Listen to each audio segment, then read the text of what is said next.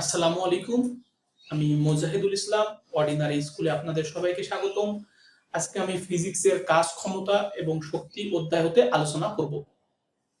যেহেতু অধ্যায়ের নাম কাজ, ক্ষমতা ও শক্তি, সেহেতু আমাদেরকে প্রথমে কাজ, ক্ষমতা এবং শক্তি এই তিনটি বিষয় সম্পর্কে জানতে হবে।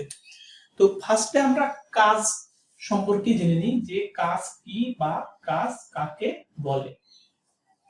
কাজ স্বাভাবিকভাবে আমরা কোনো কিছু করাকেই কাজ বলি বা কোনো কিছু করাকেই আমরা কাজ বুঝাই, কিন্তু পদার্থবিজ্ঞানের ভাষায় কোনো কিছু করাকেই কাজ বোঝানো হয় না। পদার্থবিজ্ঞানের ভাষায় কাজের ক্ষেত্রে একটি গুরুত্বপূর্ণ বিষয় হচ্ছে কাজ হতে হলে স্মরণ ঘটতে হবে। অর্থাৎ যদি কোনো ক্ষেত্রে স্মরণ না ঘটে তবে আমরা সেটাকে কাজ বলতে পারি না। অর্থাৎ কাজ হচ্ছে স্মরণের সাথে সম্পর্ক যুক্ত। এখন তাহলে পদার্থবিজ্ঞানের ভাষায় কাজ কাকে বলে? পদার্থবিজ্ঞানের ভাষায় কাজ হচ্ছে বল প্রয়োগের মাধ্যমে যদি কোনো বস্তুর স্মরণ ঘটে তবে তাকে কাজ বলে। কাজকে ডাব্লু দ্বারা প্রকাশ করা হয়। কাজকে ডাব্লু দ্বারা প্রকাশ করা হয়। অতএব কাজ ডাব্লু সমান এফ ইন্টু এস বা বল ইন্টু স্মরণ।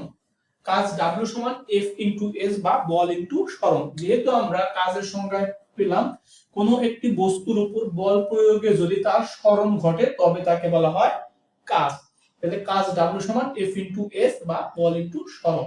কাজের একক হচ্ছে জুল। কাজের একক জুল এবং কাজকে আমরা দেখলাম যে ডাব্লু দ্বারা প্রকাশ করা হয়। এখন কাজের আবার দুইটি প্রকারভেদ আছে। কাজের প্রকারভেদ দুইটি হচ্ছে, এক নম্বর বলের দিকে কাজ,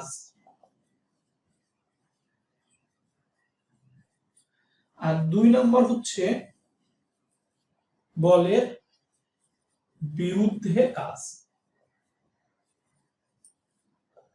অর্থাৎ যদি বল এবং কাজ একই দিকে ঘটে থাকে তাহলে তাকে বলা হয় বলের দিকে কাজ, এবং যদি বল এবং কাজ দুইটি বিপরীত দিকে ঘটে তবে তাকে বলা হয় বলের বিরুদ্ধে কাজ। যেমন উপর থেকে একটি বস্তুকে পৃথিবীতে ফেলে দিলে বস্তুটি অভিকর্ষ ত্বরণের টানে মাটিতে এসে পড়বে, তাহলে অভিকর্ষ ত্বরণ জনিত বলটি বস্তুটিকে মাটির দিকে টানছে এবং বস্তুটিও মাটির দিকে এসেছে। এটি হচ্ছে বলের দিকে কাজের উদাহরণ।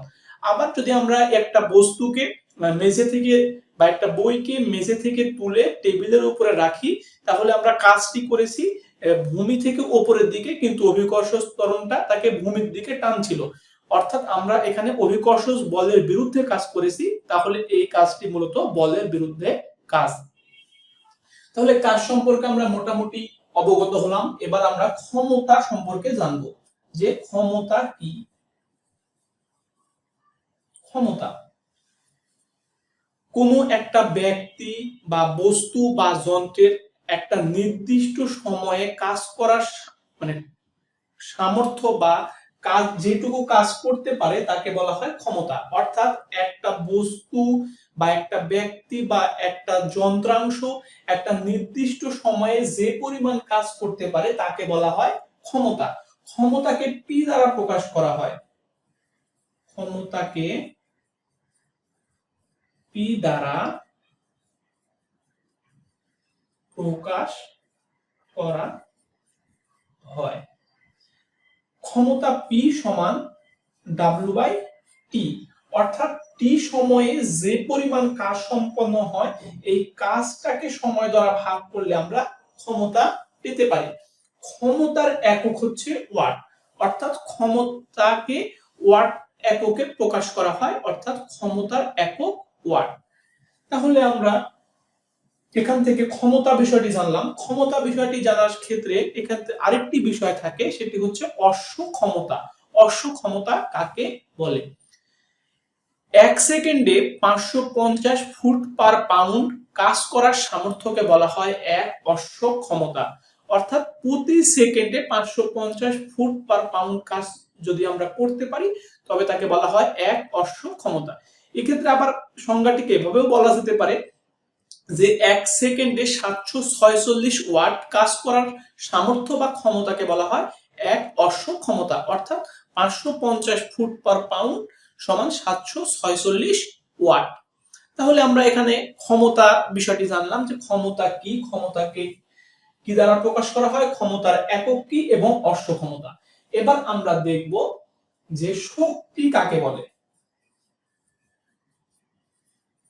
শক্তি কাকে বলে?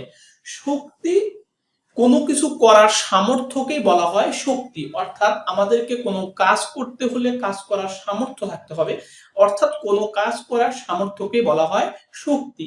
পৃথিবীতে শক্তির মূলত 9টি রূপভেদ রয়েছে, আমরা এর মধ্যে কয়েকটি আলোচনা করব। যেমন শক্তি হচ্ছে যান্ত্রিক শক্তি, তাপ শক্তি, বিদ্যুৎ শক্তি, আলোক শক্তি, রাসায়নিক শক্তি ইত্যাদি, চুম্বকীয় শক্তি। এই তো মোটামুটি আমরা শক্তির বিষয়টা অবগত হতে পারলাম। তাহলে শক্তি কি এই বিষয়টিও আমরা সম্পূর্ণভাবে জানতে পারলাম। তাহলে আমরা আমাদের যে আলোচ্য বিষয় ছিল যে কাজ কাকে বলে, ক্ষমতা কাকে বলে, শক্তি কাকে বলে, এই বিষয়গুলো আমরা বুঝতে পারলাম। আজকে এই পর্যন্তই। আগামী ক্লাসে আমরা ইনশাআল্লাহ বাকিটুকু আলোচনা করব। আসসালামু আলাইকুম।